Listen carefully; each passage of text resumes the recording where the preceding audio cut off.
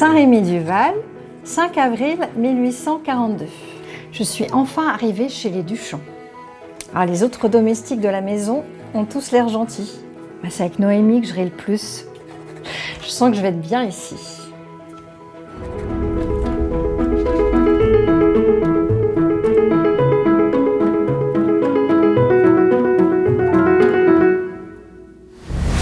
Alençon, 2 novembre 1842. Le cocher m'a emmené en carriole jusqu'au couvent de Sainte-Catherine. La mère supérieure m'a accueillie. Elle a fixé mon ventre rond d'un air désapprobateur. Quel âge as-tu ? 15 ans et demi. Quel bonheur de te tenir dans mes bras. Bienvenue, petit Gustave. Mon bébé a disparu. C'est cette odieuse mère supérieure qui me l'a volé pendant que je dormais. J'ai tellement hurlé que 5 sœurs ont dû m'empoigner pour me traîner dans la crypte. Aujourd'hui, ma tendre Noémie est venue me rendre visite.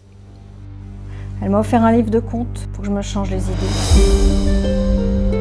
Au tout début des temps, un homme et une femme vivaient dans la forêt. Tous les matins, l'homme partait à la chasse. Qu'il ait attrapé à manger ou qu'il n'ait rien, il avait pris pour habitude de la frapper. Tout à coup, des flots de mots sont sortis de la bouche de la femme. Des histoires d'arbres, des histoires d'animaux, des histoires de pourquoi la lune est ronde. Elle a raconté. Cette femme, c'était la mère des contes. La première conteuse du monde. C'est grâce au prêtre que j'ai pu partir. Il m'a fait quitter le couvent pour me mettre au service d'un vieil homme impotent qui est conteur au Mans. Et depuis, je le suis à toutes les veillées de contes. Je t'aime tellement, je t'aimerai toujours, tu le sais, n'est-ce pas? Mais je dois partir. La nymphe marche en direction de la forêt. À un moment donné, elle se met même à courir devant les yeux de son petit qui lui dit « Au revoir, maman ». 2 colombes s'échappent du gâteau, volent au-dessus de la table, reviennent, se posent sur la table. « Je t'aimerai toujours, tu m'oublieras. » Comme le serviteur a oublié la princesse. Toc toc.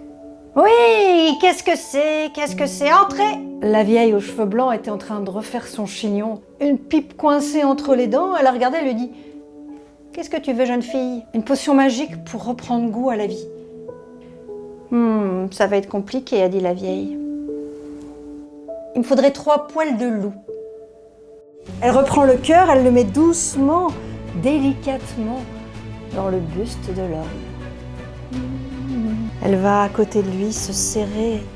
C'est à ce moment-là que leurs 2 cœurs se mettent à battre à l'unisson. Et depuis ce jour-là, tous les soirs, leurs corps s'enlacent, leurs corps s'enlacent, leurs cœurs s'enlacent. C'est vrai que je vieillis. Mais c'est hors de question de rester à la maison, parce que les histoires attendent d'être racontées. J'aime tellement ça.